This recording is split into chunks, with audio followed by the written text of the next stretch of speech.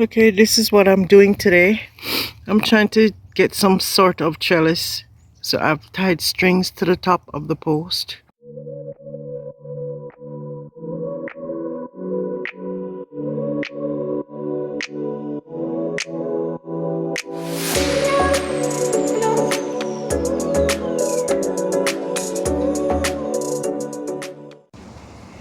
Look at this. This is my first time seeing blossoms on scallions or green onion, whatever you call it.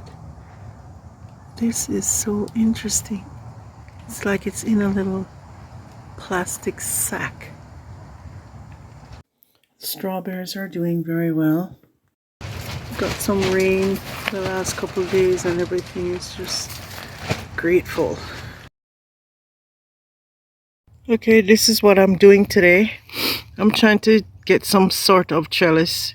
So I've tied strings to the top of the post and then I will attach them to the bottom and vine the tomatoes around it as it grows.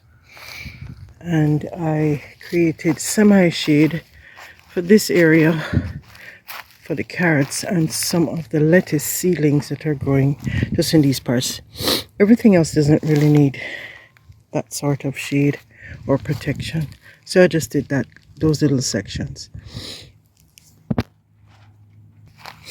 I'm going to also I got some cow and horse manure over there, and I am going to top up the tomato plants, because as I'm doing this I'm realizing that they definitely, the stems, because I'm taking off some of the lower branches, the lower tiny leaves, and so I'm gonna heal them up a little bit more so that they can grow more roots.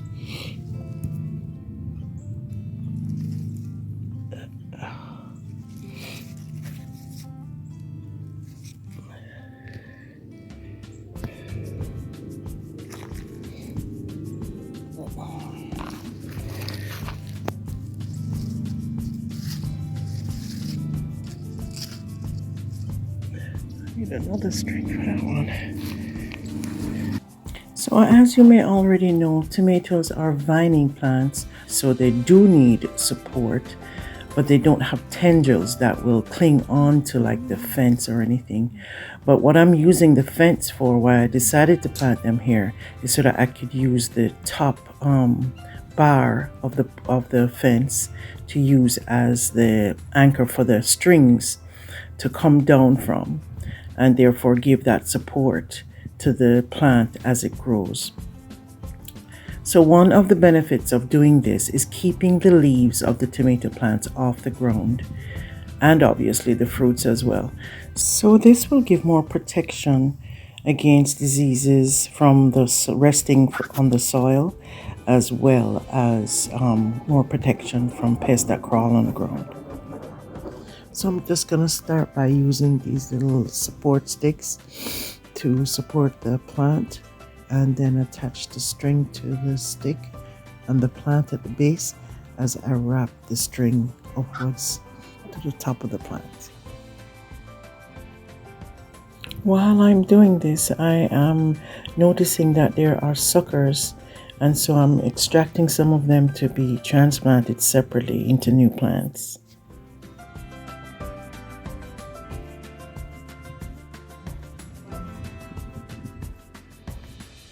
So after doing around 3 so far and another 5 to go, I realized I had miscounted one, so I have to add another string. Another advantage to doing this is that tomatoes don't like to have their leaves get wet. So lifting them off the ground will make watering them easier, so that the leaves don't get wet. When the leaves get wet, there's a greater chance for fungal diseases. So this also helps to prevent that. I'm also clearing away the mulch so I can go ahead and top up with soil. So here I'm adding the manure mixed with a little soil to top up around the the main stem of the base of each plant. And then I'm going to fill with some topsoil that I, a few days later, went back and amended with some raw compost that I had from kitchen scraps and that sort of thing, as well as I added a little bit of biochar to the mixture and then recovered with a mulch.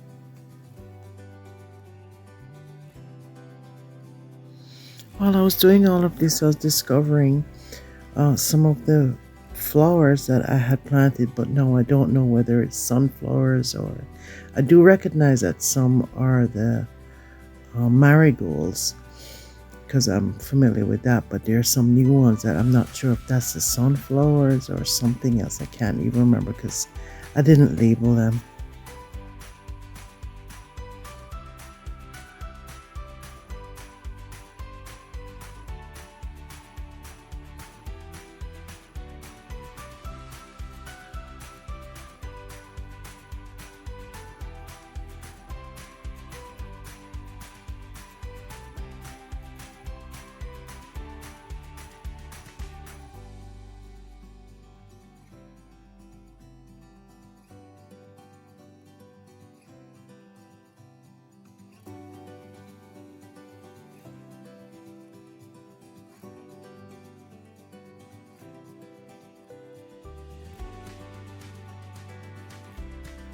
So now I'm finishing off by watering with some banana tea to kind of ease the pain of some of the shock they've been through, and they'll appreciate that.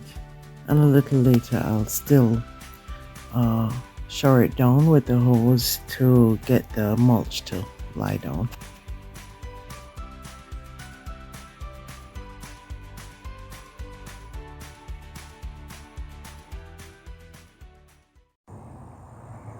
So here's a quick update of what's going on in this garden here. It's busting out, as you can see. The kale or collard greens are just, and what is this? Parsnip greens and radish greens. Everything is just busting out. I put these cloth here just temporarily. I think I'm going to take them off soon because I had put some lettuce seedlings in here, and you know how delicate they are, and this gets the morning sun and midday sun, so I just put that there for the time being because I didn't think that the sheer white fabric would be protective enough, but I think as they're getting a little bigger they can handle it, so I'll probably change this in a little while to give them a little bit more light. My carrots are underneath here in some way and they're doing okay. No, they're not. Something is eating them. Oh dear, here we go. I had strapped the ends with these, but I guess the squirrels got in somehow. I don't know, some of those inner ones, see, there are no leaves. But these ones at the end are okay. I don't know. Anyway, let me show you an update on the scallion blossoms. I just can't get over this. It's so beautiful, and I've never seen this in my life. I didn't know it happened at the tip of the leaves like that. That's so delicate and so fascinating. Oh, I tell you. So I mean, just something as simple as this, how does it turn into all that? And it was like a plastic coating on it first, as you saw in the clip before, or like this one where it's emerging, coming out of the here. This one it's still enclosed in the wow, fascinating to me.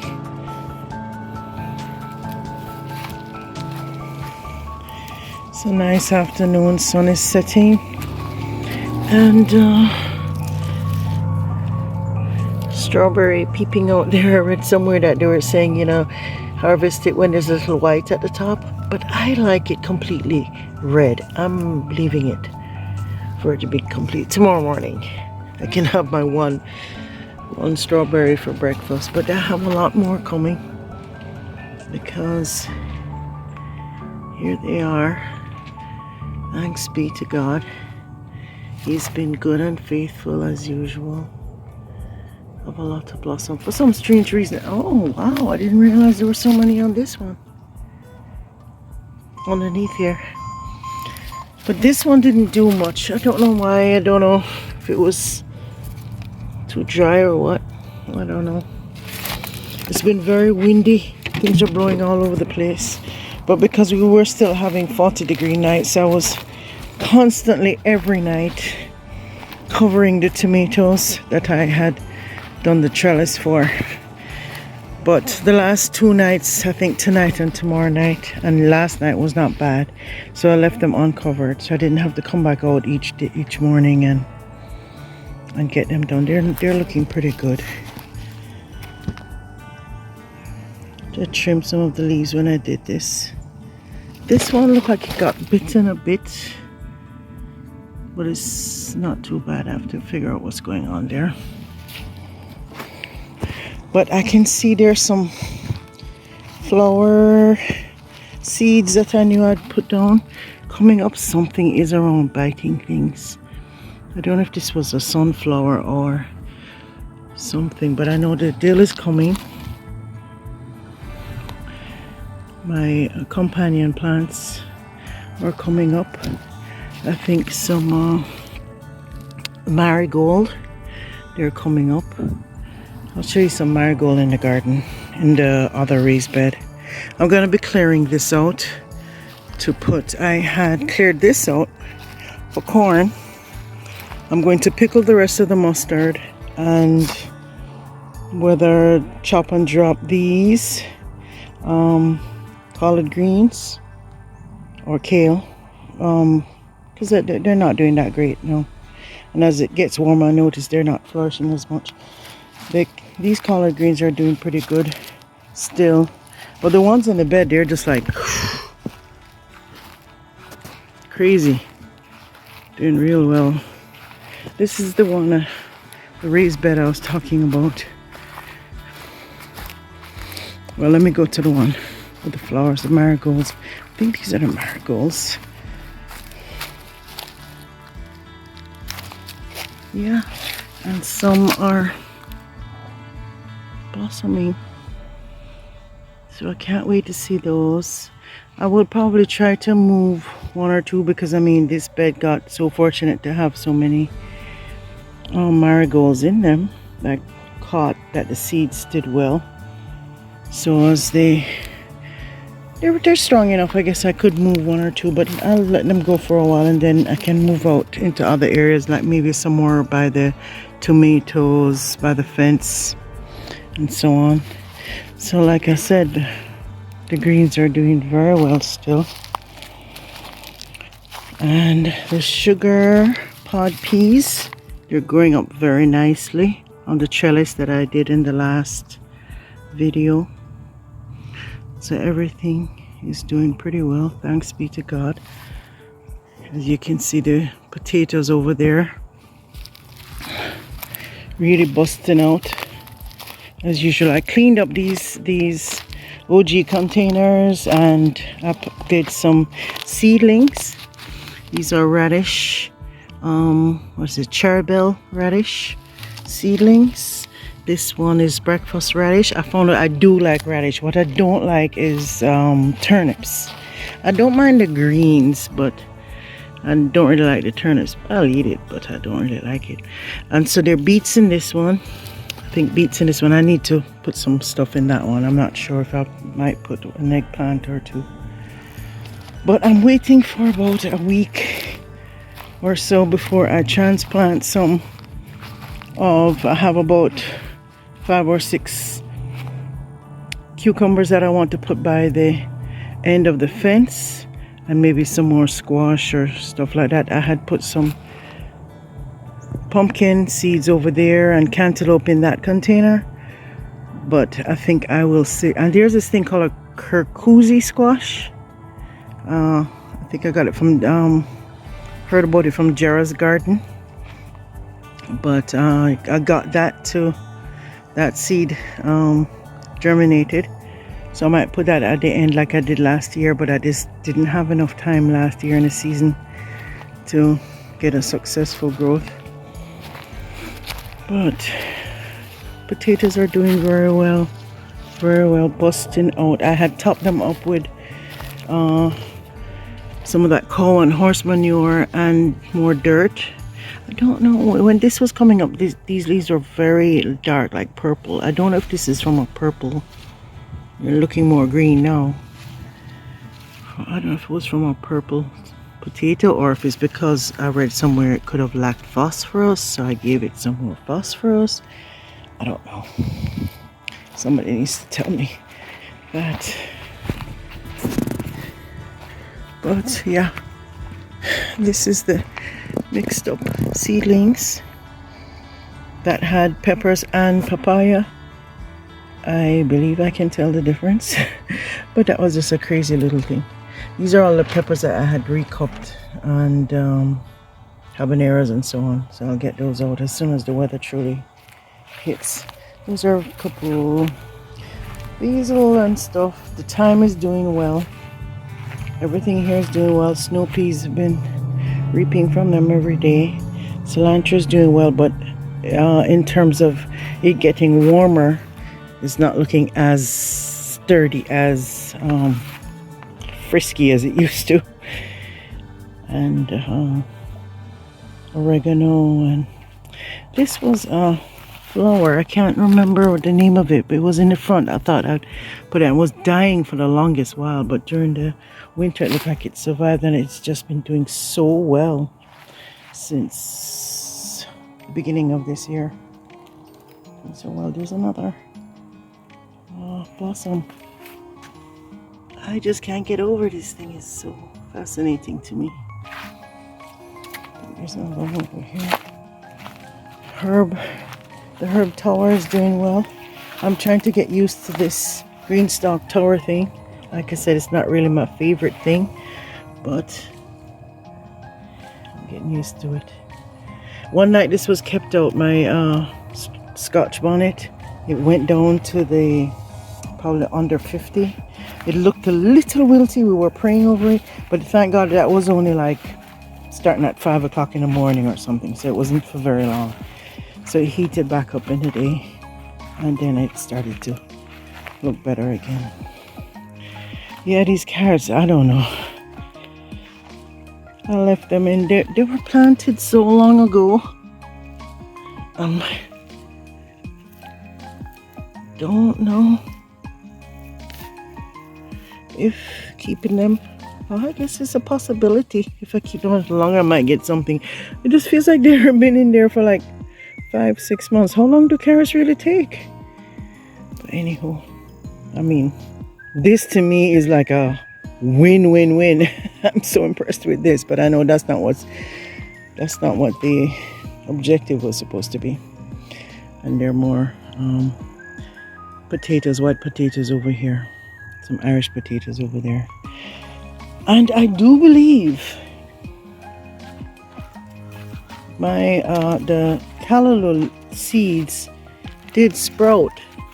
I think these may be some callaloo seeds somewhere, seedlings in here. I have to figure it out.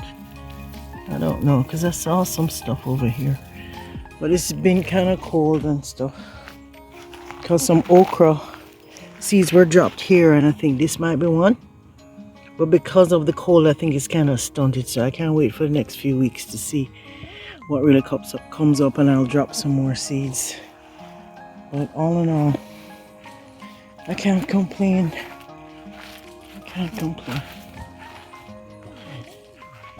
Even in living color, these are looking so good.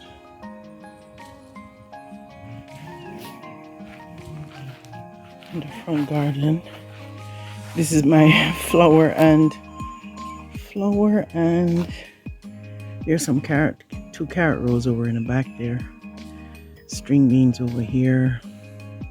Flowers from last year, some perennials. I think this is something like from the back what I was showing you, I'm not sure. That was like one from the backyard that I showed you. I don't know if it could be a chrysanthemum. The mums. Yeah, the yellow mums. Because here's some more. Because they were almost destroyed by the winter, but they came back. And this, I think, is some type of herb. Now, what would this be? I don't know. I dropped so many seeds, but whatever it is, I'm just glad something's growing. There's kale in here as well. Some kale around the place. Whatever, because remember, I had put in the compost. When I resurfaced with the soil, I did a lot of compost that was raw compost. So there are a lot of seeds from other stuff. So that's it. I think spring is officially almost here. I was too anxious. The grass is coming back in color and in stature. But yeah, because I was so anxious in planting out those seedlings, I've had to work extra hard to every night run out check the weather and see if I need to cover it. Remember to uncover it in the morning and check the weather again in the evening. So soon that will be over. But this is Florida. It's like schizophrenic. You're either freezing, at least Central Florida, or it is just summer. There's hardly any spring. You'll have 1 or 2 weekends of spring, but then the rest of the time it's just, you feel like it's dead summer. Anywho.